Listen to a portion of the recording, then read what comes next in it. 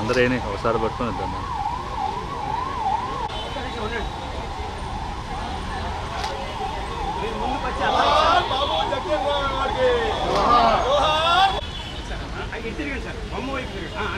Okay sir, sir ఇది చూడమండి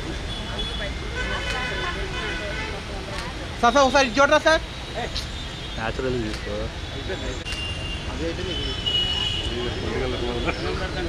బాబు జగజీవన్ రామ్ గారు, జోహార్ బాబు జగజీవన్ రామ్ గారు, బాబు జగన్ రావు గారికి. నువ్వు ఇందాక నుంచి పక్కరమ్మా అమ్మా, అలా ఉండండి, అలా ఉండండి.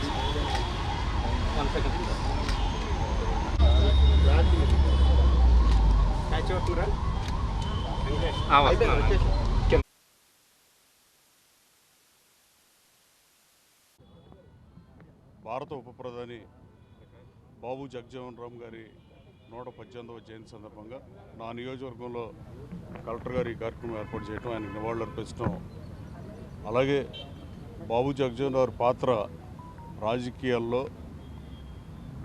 మరువలేంది. ఆయన ఉప ప్రధానిగా ఆగిపోయాడు, కానీ ఆ రోజున స్పీకర్ కనుక అవకాశం ఇచ్చుంటే 220 మంది పైబడి నాకు మద్దతు ఉంది, నాకు అవకాశం ఇవ్వనని అడిగినా ఆ రోజు బుల్డోజ్ చేశారు, కానీ లేకపోతే ఈ దేశానికి ప్రధానమంత్రిగా సేవలు అందించే అవకాశం వచ్చిన నాయకుడు.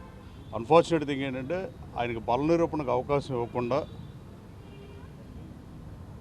ఆ రోజున రాజకీయాలు ఎప్పుడు ఎలా ఉండే అనేది మనం చెప్పలేని పరిస్థితి. ఆ రోజున బుల్డోజ్ చేయటం వల్లే భారత ప్రధాని పదవిని బాబు జగజీవన్ రావు చేపట్టలేకపోవడం అనేది చరిత్ర చెప్పే చారిత్రాత్మక నిజం. అయినా ఉప ప్రధానిగా ఈ దేశానికి సేవలు అందించి, అలాగే ఆయన డాక్టర్ కూడా స్పీకర్గా పనిచేసి బీహార్ నుంచి వచ్చి ఆ స్థాయికి వెనకబడిన జిల్లాల నుంచి వచ్చి, వెనకబడి తరగతి నుంచి వచ్చి ఉప ప్రధానిగా చేయటం ఆ అదృష్టం ఆయనకే దక్కింది. బట్ ఆ రోజున ప్రధాని అయి ఉంటే బాగుండేదేమో, కానీ చరిత్రను మనం మార్చలేం కాబట్టి చరిత్రలో అన్యాయం జరిగిన వాళ్ళలో బాబు జగజీవన్ రావు కూడా ఒకళ్ళు అని చెప్పక తప్పని పరిస్థితి. అలాగే ఆయన జయంతి సందర్భంగా మహానుభావుడికి నివాళులు అర్పిస్తూ ఈ కార్యక్రమం ఏర్పాటు చేసిన జిల్లా కలెక్టర్ గారికి ధన్యవాదాలు తెలియజేస్తున్నాను. Thank you.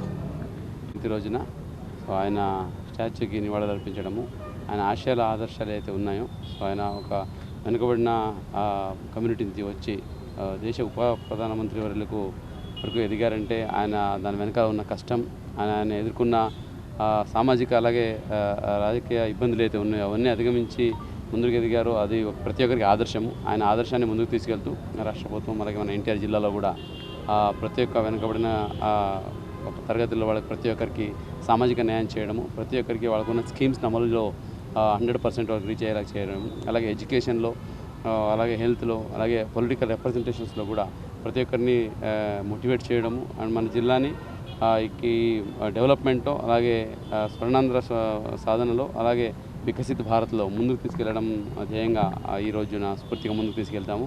సో ఈరోజు ప్రతి ఒక్కరికి గన్నవరం కాన్స్టిట్యున్సీలో ఎమ్మెల్యే గారు ఆధ్వర్యంలో ఈరోజు ఇక్కడ పుష్పమాల అర్పించడం జరిగింది. సో ఇదే స్ఫూర్తితో అన్ని గన్నవరం కాన్స్టిట్యున్సీ అలాగే అన్ని కాన్స్టిట్యున్సీలో ఎన్టీఆర్ జిల్లాని కూడా అభివృద్ధిలో ముందుకు తీసుకెళ్తూ జగజీవన్ గారి ప్రిన్సిపల్స్ ఆశయాలు అయితే ఉన్నాయో సో దాన్ని ముందుకు తీసుకెళ్ళడానికి మన జిల్లాలో సో ఎప్పుడూ కృషి చేస్తామని సందర్భంగా తెలియజేసుకుంటున్నాం.